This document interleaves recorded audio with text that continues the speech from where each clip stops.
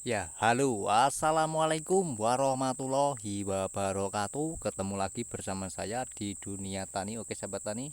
Nah, ini adalah di perkebunan kelapa sawit di mana notabene itu di lahan gambut, teman-teman ya. Bisa dilihat di sini ada yang roboh juga kelapa sawitnya. Nah, ini menandakan kalau tanah ini tanah gambut gitu. Oke. Nah, bisa dilihat. Nah, untuk video kali ini yang dibahas itu ada dua tema ya, teman-teman, yaitu tentang petani sekarang ini lagi menjerit, teman-teman. Kenapa kok menjerit? Ya, simak videonya ya supaya tidak gagal paham nanti di belakang setelah menonton, teman-teman. Oke. Sebelum kita membahas tentang petani, yang kedua adalah kelapa sawit ini ya, teman-teman ya. Kelapa sawit ini dimana notabe di lahan gambut itu buahnya tidak pernah trek ya. Sekali lagi tidak pernah trek. Oke. Bisa saya kasih tunjuk pada teman-teman. Nah, sini. Oke. Nah, ini ada kesalahan yaitu tentang buah ini, teman-teman, yaitu disonggo angin. Nah, ini sayang sekali menurut saya karena apa? BCR-nya kenapa kok tidak bisa naik-naik? Setelah saya kesini ternyata banyak buah yang digantung seperti ini, teman-teman ya. Padahal notabe buahnya itu sangat luar biasa. Jadi songgo angin ini sangat merugikan. Oke, tuh. Jadi bagi petani-petani kelapa sawit, ya terutama petani kelapa sawit ya ini ya, jangan sekali-kali menyonggo angin, teman-teman ya. Kalau sudah setinggi ini itu usahakan songgonya dua, satu pun boleh tapi yang minimal dua, teman-teman ya. Kenapa kok minimal dua? Karena fotosintesis pada kelapa sawit segini itu sangat besar ya, sangat besar itu loh. Dan yang di video kemarin itu tentang faktor pembatasnya air, tapi juga airnya juga jangan dikendalikan terlalu kering di lahan gambut supaya apa? Lahan gambut ini tidak mengalami penurunan gambutnya, teman-teman ya. Supaya standar ya, standarnya seberapa sudah dibahas di video kemarin. Oke, jadi itu ya. Nah, untuk petani ini yang menjerit ini petani apa, Pak? Jadi petani sekarang ini memang lagi menjerit karena apa? Harga pada ini bukan kelapa sawit, teman-teman ya, tapi pada beras atau gabah ini lagi booming, teman-teman ya. Jadi kenapa harga beras sekarang naik? Kenapa petani tidak merasakan harga yang mahal ini, teman-teman? Ya, padahal petani yang mempunyai gabahnya, teman-teman, mempunyai padi yang belum menjadi beras itu kan. Oke. Jadi pembahasnya adalah itu. Petani padi sekarang itu belum mengalami pasca panen, teman-teman ya. Melainkan masih masa tanam itu. Karena terdampak pada El Nino kemarin. Nah, El Nino kemarin jadi di pengunduran untuk masa tanamnya itu diundur, teman-teman. Yang biasanya bulan ini sudah panen, bulan ini baru mulai menanam. Jadi yang merasakan eh, beras naik ini bukan petani, teman-teman ya, melainkan konsumen ya. Ya, ya begitu juga begini. Banyak petani yang komplain. Komplainnya gimana? Jangan diturunkan, Pak. Nah, jadi harapan petani ini supaya bisa merasakan harga gabah yang sudah tinggi itu loh.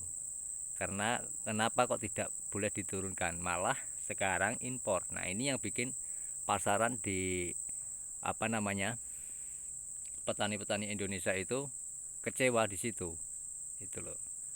Oke, jadi solusinya gimana ya? Solusinya pasti ada yang memikirkan sendiri. Kalau menurut saya pribadi ya, teman-teman, kalau petani petani Indonesia ini, khususnya petani padi ya, teman-teman, itu kebanyakan memakai pupuk yang kimia. Sekali lagi bukan kelapa sawit saja, teman-teman. Berarti yang terbanyak itu adalah padi, jagung itu memakai pupuk kimia. Nah, dampaknya apa tuh pupuk kimia? Kan sudah pernah saya bahas di video yang dulu ya, teman. Yang awal-awal video channel ini dibikin ya, teman-teman ya. Nanti akan saya kasihkan linknya di atas pojok kanan, videonya di atas pojok kanan. Oke. Jadi gini, teman-teman, kita ulang lagi sedikit di pembahasan kali ini. Jadi pupuk kimia itu memang awalnya bagus menghasilkan dua kali lipat hasil panen. Itu yang pertama. Itu hanya sekali dua kali, teman-teman.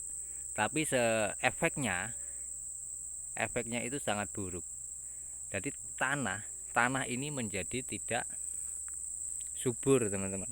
Nah, ini yang perlu diketahui petani-petani padi ya. Ya. Jadi bukan petani padi saja, petani kelapa sawit pun juga harus mengetahui tanah kita sendiri, teman-teman.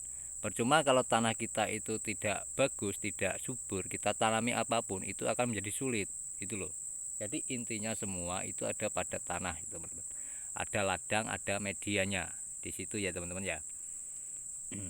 Ini sedikit ilmu perpadian, teman-teman, karena saya juga di bidang itu juga. Nanti kedepannya ya akan saya bikinkan lagi video tentang itu ya, karena sekarang masih di perkebunan kelapa sawit.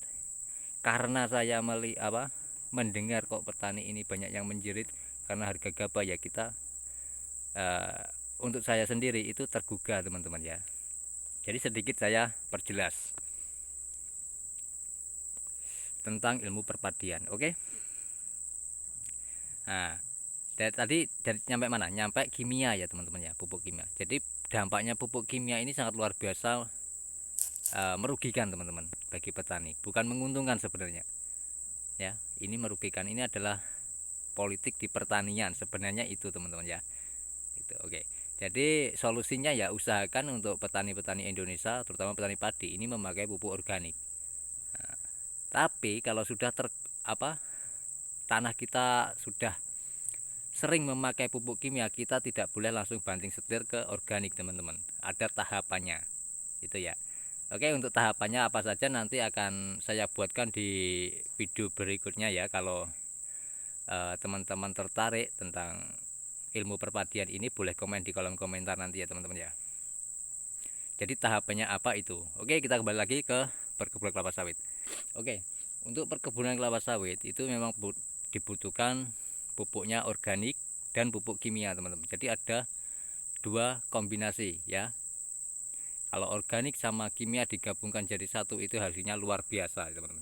Oke, seperti video-video saya sebelumnya kan banyak ya, ada tangkos atau jajan kosong, ada solid.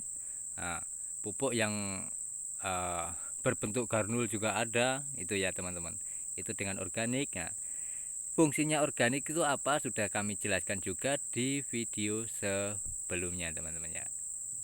Itu fungsinya apa, yaitu meningkatkan humus pada tanah, karena tanah ini tanpa humus saya yakin tanahnya tidak subur, teman-teman. Oke. Nah, dari situ paham ya. Nah, dan dari saya itu saja, teman-teman. Bila ada salah kata, mohon maaf sebesar-besarnya. Sampai sini saja, sampai ketemu di video saya selanjutnya. Nanti akan saya buatkan, dan jika ada yang berkomentar tentang ilmu perpadian, monggo silakan, nanti akan saya buatkan juga. Cuman di sini saya lagi di perkebunan kelapa sawit, teman-teman ya. Masih mendalami tentang perkebunan kelapa sawit, belum ke padinya. Oke. Memang ada sedikit pengalaman tentang padi, karena dulu juga pernah di padi ya. Oke, itu saja. Semoga bermanfaat video kali ini dan bisa diambil titik poin pada video kali ini.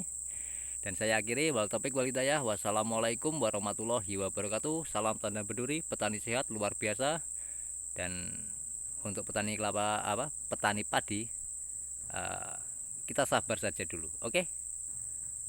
Oke, sampai sini, sampai sekian, dan sampai ketemu di video saya selanjutnya.